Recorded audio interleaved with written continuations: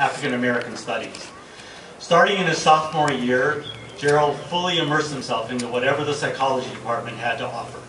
He served in various capacities, including conducting research with the Mind, Culture, and Society Lab, teaching as a Psych 1 teaching fellow, and working as a Psych Connect peer advisor.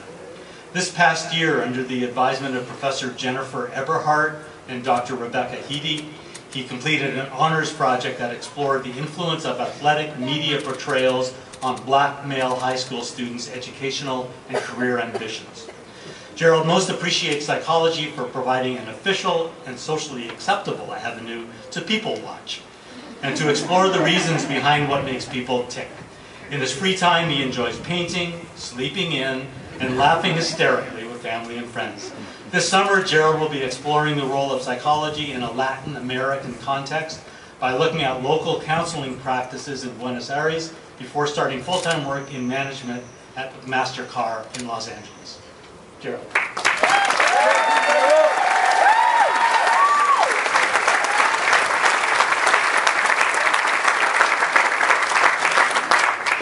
Hello, everyone. Thank you, Professor Kaleb, for that wonderful introduction. So today, first, again, I just want to say Happy Father's Day to all of those that serve as a father figure in anyone's life. And I want to give a special shout out to my dad and my uncle that are both here with us today, who have served as great role models for me. And now I also want to take time to thank anyone that has supported, loved, and guided all of us through this long journey that is either undergrad or graduate studies. Your support is much appreciated. But now, to my class of 2014, it's been a long 4 years. A long 4 years. And 4 years ago, I would have never guessed that I would be addressing you all here today. But we all have come a very long way. And we should be proud of that. Whether we have struggled, and speaking for my undergrads, with the A side, or the B side, or both, we have persevered in all of those long nights writing final papers or theses. Y'all know what I'm talking about. Reading chapters way past their assigned due dates, and tearing through exams and presentations have all led to this moment. 4 years, and about 2 months ago, I received my acceptance letter to Stanford University. And honestly, I imagine myself graduating from this departmental ceremony from the beginning. Again, not speaking, just graduating. From the beginning, I knew psychology was the right fit for me and my interests. Like my introduction, I hold no qualms about admitting that I came in freshman year as a generally nosy person and an avid people watcher. And majoring in psychology did permit me to nicely wrap those two interests up into a less creepy and more easily digested package. Now I can just say that I enjoy studying human behavior. And in a couple minutes, I will have the degree in my hand to prove it. So I tell you to come to Stanford, it was heaven, because I ran into the most interesting of opportunities to watch people work through situations their freshman year. And the best situations were the awkward ones. So I'm gonna see if you all know what I'm talking about. So you know when someone holds the door open for you, and you're in that awkward period where you're a little too far away to make it there without hitting a nice jog to respect them? I've seen that. Seen that. Or the fact that, so Stanford has a lot of hallways, and you know, you're walking by, you see somebody once, you say hello, and then 2 minutes later you're walking the opposite direction, you see them again. So do you say hi? Or do you find this nice spot on the wall to stare at and pretend you don't see them? I've seen that as well. But fortunately, I tabled these smaller observations and delved into bigger topics during my time here that had a greater social impact, such as my honors project that did look at how television representation can impact black males' ambitions, young black males' ambitions.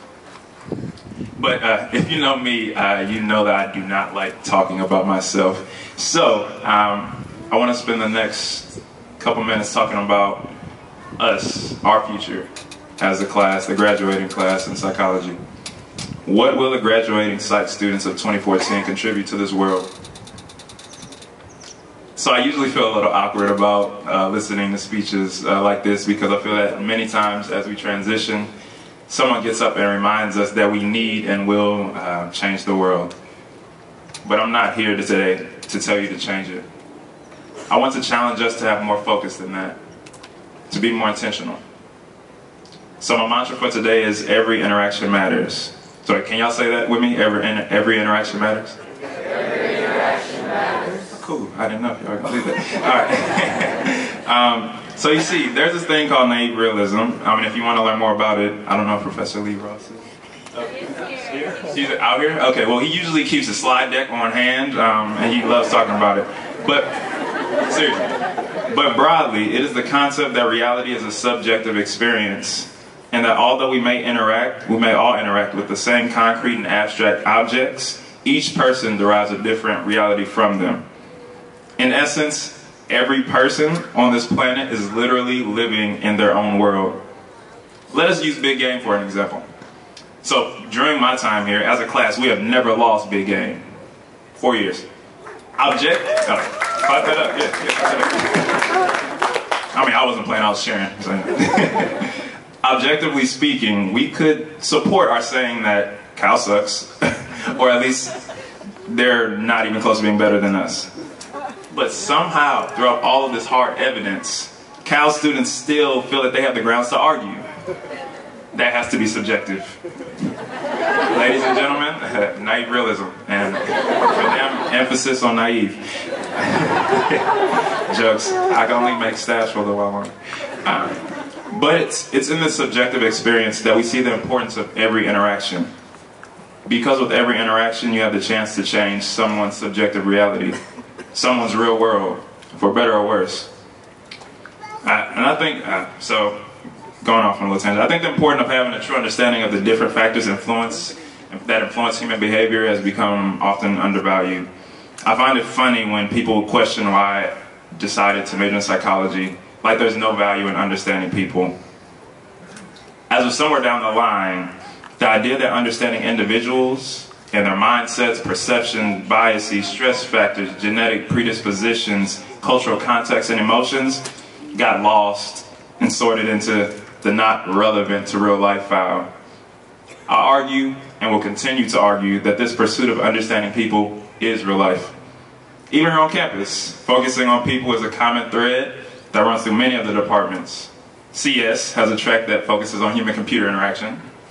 Human biology takes into account that we are more than just an assembly of organs. And the first step in the D School's design process is empathize.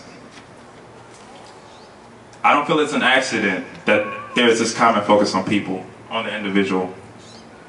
I feel that psychology's emphasis on individual behavior, well, take a second, besides those weird social psych folks, they're all about that group thing. I can only say that because I identify as social psych.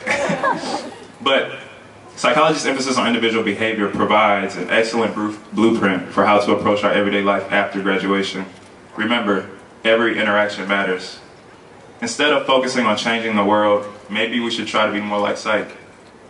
Wanting to change the world is great, but it pales in comparison to actively focusing on individuals, on making a positive impact on the lives of people to whom we actually interact with. How can we focus on changing the world if we don't take time out to assist that study participant who's looking for a department's elusive staircase? How can we focus on changing the world if we don't warn freshmen that a 9 a.m. Monday through Friday stats class is not easy to get up for, no matter what their high school schedule was? And seriously, how can we focus on changing the world if we haven't stopped to thank the psych administrative and technical staff for ensuring that things run flawlessly around the department every day?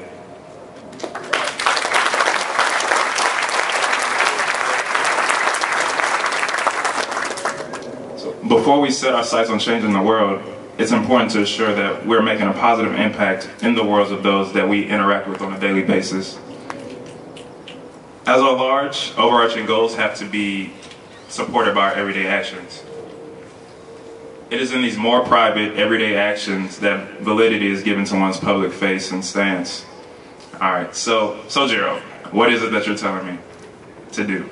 I got you. Well, I'll sum it up like this. The world can and will change. However, following in the footsteps of the discipline of psychology, let's focus on the individual. If we interact with the same 10 people every day, we technically have 10 worlds that we can positively impact. And we may never know the extent of how our positive interactions will inspire those 10 people to do the same. So, to the great class of 2014, as we transition out of Stanford or to a new space in Stanford, hold on to, remember, and cherish the people, ideas, and things that you value during your time here, as I know I will. But take the time to relax and enjoy your moment, this moment, our moment.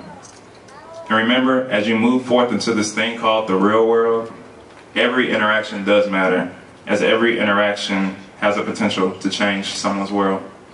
Thank you.